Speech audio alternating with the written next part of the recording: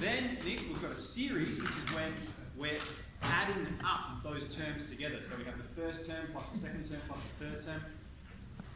So in this geometric series, okay, so we know a geometric series is where each term differs by the previous term by some product. Okay, so here 3 times 2 is 6, times 2 is 12, times 2 is 24. So we can see the rate here at which it's changing is 2. It's just doubling the previous term. This is a geometric sequence. And so a geometric series then is going to be when we add the members of a geometric sequence. Okay? This is our formula, and we've only got 2 problems we're going to make our way through, and then you can get straight into the textbook. So it says, find the sum of this geometric series to 8 terms. So 2 ways we could do that. We could just go on and list the next 4 terms. It looks pretty easy, like it's just doubling, so 48, 96, etc. And then add them up. Okay? Or we can use the formula. Now, to use the formula, we do not need to know the general term. Remember, the general term for a geometric sequence, so the nth term is equal to T1 times r to the power of n take 1. That's the general term for a geometric sequence. We don't need to know that because that is not anywhere in this formula. We just need to know T1 and r. Okay, so T1, the first term is 3. Let's make these statements. The first term is 3. And the rate at which it's increasing is it's doubling every time. The rate is 2. So let's just chuck all those numbers into the formula. So we're going to have S of 8. That's what we're trying to find. The first 8 terms added together. So our value of n is 8.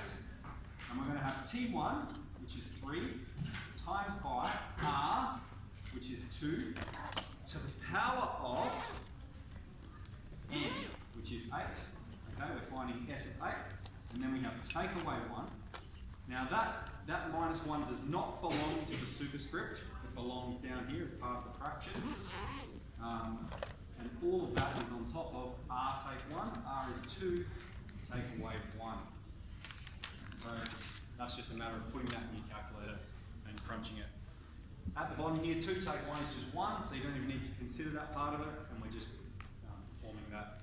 So when I put that in, I got 765. Okay, so if we keep finding, if we found all 8 members of the sequence, the first 8 members, added them together, that's going to be our answer. Okay, let's have a look at number 2. Let's go on the new fresh whiteboard. So number 2, we've got evaluate the geometric series, and so it's saying the sum from k is 1 to 12, okay?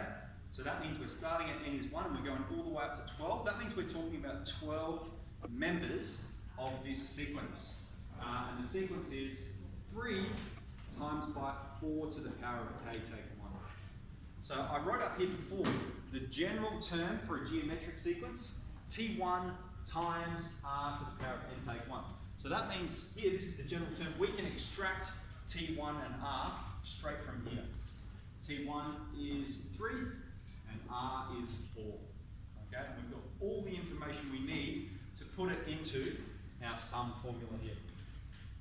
Of course, the other thing we can do is put that statement in our calculator. Okay, we know how to put that sigma notation into our calculator.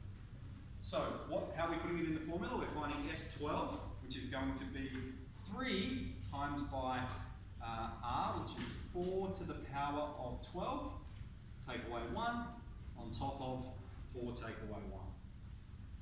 Okay? And look, when you're doing this stuff, like you could put that whole thing on your calculator, but just have a look, is there any ways I can really quickly simplify it so there's going to be less trouble trying to get the fraction right in my calculator?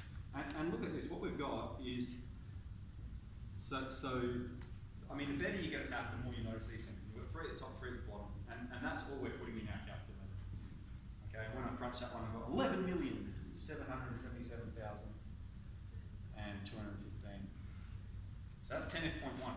Some of you might finish that today, and you're very welcome to make a start on 10F.2, but I'll see how we're going, but I probably won't teach 10F.2 until Wednesday. Let's get into it.